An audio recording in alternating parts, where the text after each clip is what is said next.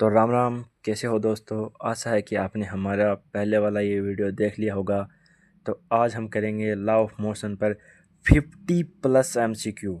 और ये मैं गारंटी देता हूँ, अगर आपने ये वीडियो पूरी देख ली तो लॉ ऑफ मोशन से कोई भी स्मॉल क्वेश्चन आपका रॉन्ग नहीं होगा। तो ऐसे ही वीडियो के लिए चैनल को सब्सक्राइब कर लीजिए। शुरू करते हैं आज का पहला क्वेश्चन। न्यूटन का प्रथम गति नियम किसे कहा जाता है? A law of force, B law of inertia, C law of acceleration, D law of momentum. तो इसका सही आंसर है law of inertia. Second question है, बल का एसआई मात्रक क्या है?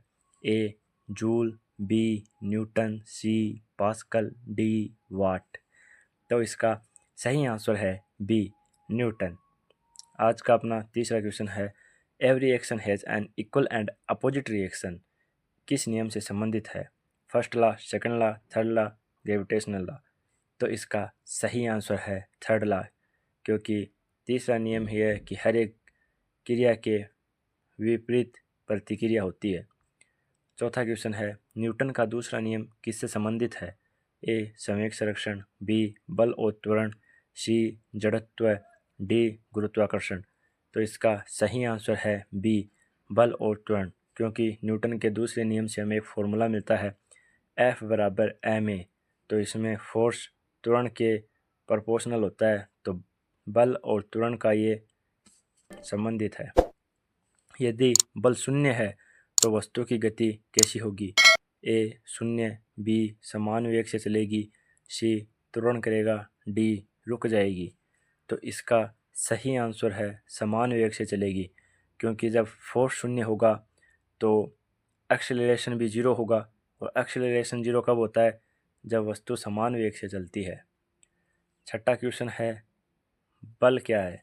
द्रव्यमान गुणा दूरी, द्रव्यमान गुणा त्वरण, द्रव्यमान डिवाइडेड बाय वेग, कार्य डिवाइडेड बाय समय। तो इसका सही आंसर है द्रव्यमान गुणा त्वरण, क्योंकि अभी हमने देखा था F बराबर ma होता है। तो F क्या है? फोर्स, m द्रव्यमान, a त्वरण। संवेग मतलब मोमेंटम क्या है? द्रव्यमान गुणा वेग या बल गुणा समय, सी है द्रव्यमान गुणा त्वरण, डी ऊर्जा गुणा दूरी। तो इसका सही आंसर है द्रव्यमान गुणा वेग, क्योंकि हमें पता है P बराबर mv होता है, मतलब संवेग बराबर द्रव्यमान गुणा वेग। ये आपका एक फॉर्मूला हो गया। आठवां क्वेश्चन है, संवेग संरक्षण का नियम किस पर आधारित है? न्यूटन के प्रथम नियम पर, द्वितीय नियम पर, तीसरे नियम पर, या गुरुत्वाकर्षण नियम पर। तो संवेग संरक्षण का नियम न्यूटन का तीसरा नियम है, जो कि हमने पिछली वीडियो में बात की थी। मैंने कहा था कि ये क्वेश्चन एग्ज़ाम में ज़रूर छपेगा, और आप देख लेना, बिल्कुल छपेगा। और नौवां क्वेश्चन है, एक न्यूटन बल का अर्थ है? ए 1 kg द्रव्यमान को 1 मीटर पर सेकंड स्क्वायर त्वरण देना, 1 ग्राम द्रव्यमान को 1 सेंटीमीटर पर सेकंड स्क्वायर त्वरण देना, या 1 kg द्रव्यमान को 10 मीटर पर सेकंड स्क्वायर त्वरण देना, या 1 मीटर द्रव्यमान को 1 मीटर पर सेकंड स्क्वायर त्वरण देना। तो इसमें आप देख सकते हो ऑप्शन ए आपका राइट हो जाएगा, क्योंकि F बराबर ma होता है। अब 1 न्यूटन बल है, मतलब F का मान 1 है, मतलब m भी 1 होना चाहिए और एक्सेलरेशन भी 1 होना चाहिए। तो मतलब द्रव्यमान भी 1 kg और त्वरण भी 1 मीटर पर सेकंड स्क्वायर। तो ए आपका राइट आंसर हो जाएगा। 10वां क्वेश्चन है, रॉकेट किस सिद्धांत पर कार्य करता है? A conservation of energy, B law of inertia, C Newton's third law, D work energy theorem. तो इसका सही आंसर है न्यूटन्स थर्ड लॉ, क्योंकि न्यूटन का तीसरा नियम है क्रिया प्रतिक्रिया का। जब रॉकेट से जो प्रेशर निकलता है गैसेज का, वो धरती पर फोर्स लगाता है, तो धरती रॉकेट पे फोर्स लगाती है और रॉकेट ऊपर उड़ जाती है। अपना 11वां क्वेश्चन है, जड़त्व सीधे किस पर निर्भर करता है? ए गति, बी द्रव्यमान, सी बल, डी दूरी। तो इसका सही आंसर हो जाएगा द्रव्यमान। अपना 12वां क्वेश्चन है, ट्रेन में अचानक ब्रेक लगाने पर यात्री आगे की ओर गिरते हैं, यह किस नियम का उदाहरण है? ए प्रथम नियम, बी द्वितीय नियम, सी तृतीय नियम, डी गुरुत्वाकर्षण। तो इसका सही आंसर हो जाएगा प्रथम नियम, क्योंकि अपन ने पिछली वीडियो में देखा था कि बस ब्रेक मारती है तो अपन आगे की ओर झुक जाते हैं। सेम एग्जांपल है, ट्रेन भी अगर अचानक से ब्रेक लगाए तो यात्री आगे की ओर झुक जाते हैं। अपना 13वां क्वेश्चन है, गाड़ी से कूदने पर पीछे की ओर धक्का लगता है, कारण? ए जड़त्व, बी ऊर्जा संरक्षण, सी संवेग, डी क्रिया प्रतिक्रिया नियम।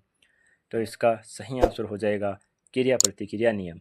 अपना 14वां क्वेश्चन है, यदि किसी वस्तु पर लगाया गया बल दोगुना हो जाए और द्रव्यमान समान रहे तो त्वरण आधा होगा, दोगुना होगा, समान रहेगा, शून्य होगा। तो इसका सही आंसर है बी दोगुना होगा। कैसे? स्क्रीन पर देखो आप, F बराबर ma है। अगर फोर्स को दोगुना कर दिया तो मास तो कांस्टेंट होता है, तो हमें इसको इक्वल बनाने के लिए त्वरण को भी दोगुना करना होगा, इसीलिए। तो अपना 15वां क्वेश्चन है, किसी वस्तु का द्रव्यमान पृथ्वी और चंद्रमा पर समान रहता है, बदलता है, दोगुना हो जाता है या आधा हो जाता है। तो समान रहता है। जैसे कि ऊपर वाले क्वेश्चन में अपन ने डिस्कस किया था कि द्रव्यमान एक कांस्टेंट है, वो कभी नहीं बदलता। तो इसका भी सही आंसर हो जाएगा ए, समान रहता है।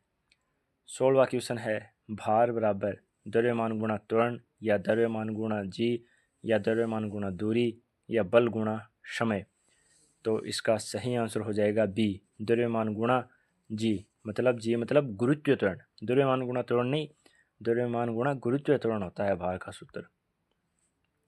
अपना 17 नंबर क्वेश्चन हो जाएगा, क्रिकेट खिलाड़ी गेंद पकड़ते समय हाथ पीछे की ओर क्यों खींचता है? बल बढ़ाने हेतु या चोट से बचने हेतु या संवेग बढ़ाने हेतु या कार्यक्रम करने हेतु। इसका सही आंसर है बी, चोट से बचने हेतु। तो जब अगर खिलाड़ी अगर हाथ को पीछे की ओर नहीं खींचेगा तो उस पर आवेग लगेगा, जिससे उसको चोट लग सकती है। तो वो चोट से बचने के लिए अपने हाथों को पीछे की ओर धकेलता है। आपका 18 नंबर क्वेश्चन है, एक्शन और रिएक्शन बल ए हमेशा समान होता है, बी हमेशा विपरीत दिशा में होते हैं, सी अलग अलग वस्तुओं पर लगते हैं, डी उपरोक्त सभी। तो इसका सही आंसर है डी उपरोक्त सभी, क्योंकि एक्शन रिएक्शन समान भी होते हैं और अपोजिट दिशा में लगते हैं और समान वस्तुओं पर लगते हैं। अपना नेक्स्ट क्वेश्चन है, यदि बल स्थिर है और द्रव्यमान बढ़ता है तो त्वरण घटेगा, बी बढ़ेगा, सी स्थिर रहेगा, डी शून्य होगा। तो इसका सही आंसर है ए, घटेगा। क्योंकि आप जानते हो F बराबर ma होता है। अगर F स्थिर है और द्रव्यमान बढ़ रहा है तो A हम कम करेंगे, ठीक है। 20 नंबर क्वेश्चन अपना, किसी वस्तु पर बल नहीं लगाने पर भी वह गतिमान रहती है, यह किसका उदाहरण है? ए संवेग संरक्षण, बी न्यूटन का प्रथम नियम, सी ऊर्जा संरक्षण, डी न्यूटन का तीसरा नियम। तो इसका सही आंसर है बी, न्यूटन का प्रथम नियम।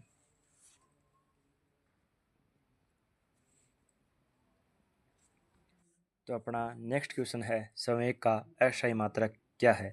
ए newton into second, B joule, C watt, D pascal.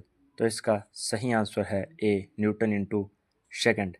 अपना नेक्स्ट क्वेश्चन है, कार का अचानक रुकना और यात्री का आगे की ओर झुकना, inertia of rest, inertia of motion, inertia of direction या कंजर्वेशन ऑफ मोमेंटम। तो इसका सही आंसर है इनर्शिया ऑफ मोशन, क्योंकि कार का मोशन जो चल रहा था वो अचानक से रुक गया तो मोशन में परिवर्तन आया, तो inertia of motion right answer हो जाएगा। अगर कार अचानक से मुड़ जाती तो इनर्शिया ऑफ डायरेक्शन आ जाता, क्योंकि उसमें डायरेक्शन चेंज हो रही है, ठीक है। अपना नेक्स्ट क्वेश्चन है, force is the rate of charge of momentum किस नियम की परिभाषा है? A first law, B second law, C third law, D gravitation. तो इसका सही आंसर है सेकंड लॉ।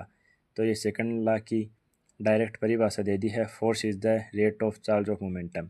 अपना नेक्स्ट क्वेश्चन है, टक्कर में कौन सा नियम लागू होता है? ए संवेग संरक्षण, बी बल संरक्षण, सी ऊर्जा संरक्षण, डी त्वरण संरक्षण।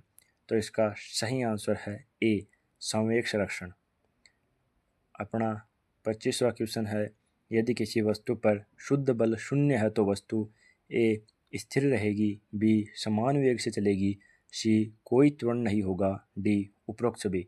तो इसका राइट आंसर है डी उपरोक्त सभी, क्योंकि जब फोर्स ही शून्य होगा तो एफ बराबर एम ए होता है तो एम ए का मान 0 हो जाएगा, मतलब इससे त्वरण शून्य हो जाएगा। इसका मतलब है कोई त्वरण नहीं लगेगा। और जब त्वरण शून्य होता है तो आपको पता है वेग स्थिर रहता है, तो समान वेग से चलेगी। और अगर जिस वस्तु पे फोर्स नहीं लगेगा तो वो स्थिर रहेगी। तो ए भी आपका राइट आंसर है। तो इसका सही आंसर हो गया उपरोक्त सभी।